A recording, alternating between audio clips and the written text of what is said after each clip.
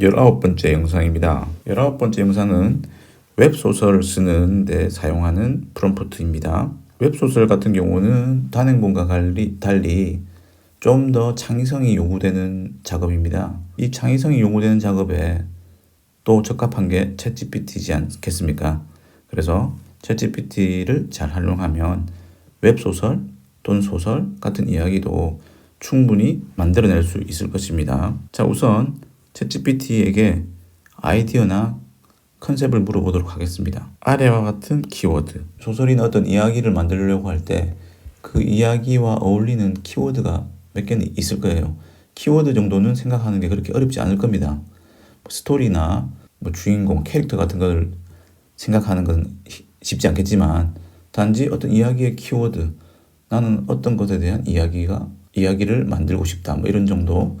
그래서 키워드를 생각하는 것은 그렇게 어렵지 않을 것입니다. 그래서 아래와 같이 사용자가 생각하는 키워드로 일단 소설의 로그라인을 챗GPT에게 알려달라고 요청합니다.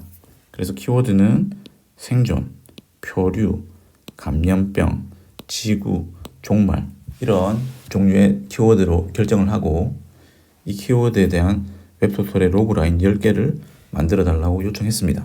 했더니 역시 요청한 만큼의 개수대로 로그라인을 만들어 줍니다. 여러 로그라인 중에서 사용자는 6번째, 종말 이후 감염병이 창궐한 지구에서 생존을 위해 싸우는 한 남자의 이야기가 마음에 들었습니다. 그래서 이 로그라인을 가진 웹소설의 아이디어를 10개만 더 알려달라고 또 요청을 하게 됩니다. 그랬더니 역시 챗GPT는 10개의 아이디어를 제안합니다. 그 제안한 아이디어 중에서 1번의 내용을 선택을 하고 그 1번의 내용에 대해서 스토리를 기승전결로 나누어 만들어 달라고 합니다. 그리고 거기에 어울리는 제목을 10개만 작성해 달라고 요청을 하죠.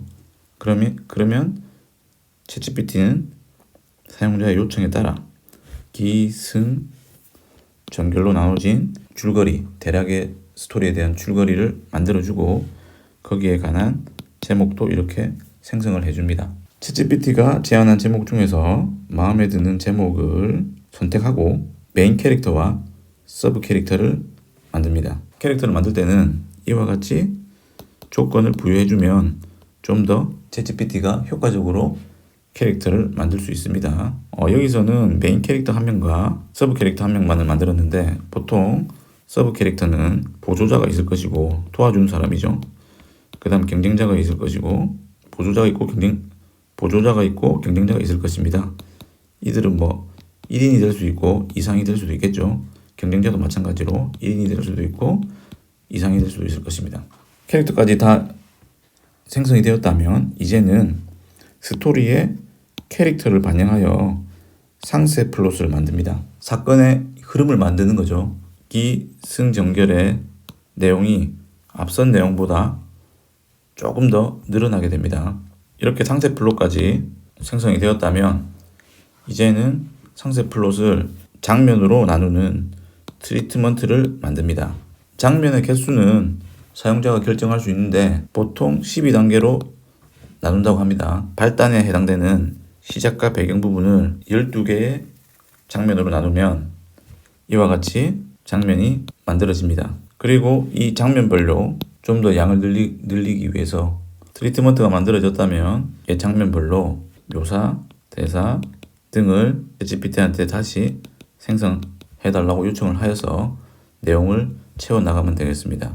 이렇게 장면별로 내용을 만들어가고 그 내용을 다 합쳐서 하나의 상세 플롯이 되고 마찬가지로 승 부분과 전 부분과 결 부분도 시작과 배경 파트를 트리트먼트로 나눠서 작업했듯이 똑같은 방식으로 반복 작업하면 될 것입니다.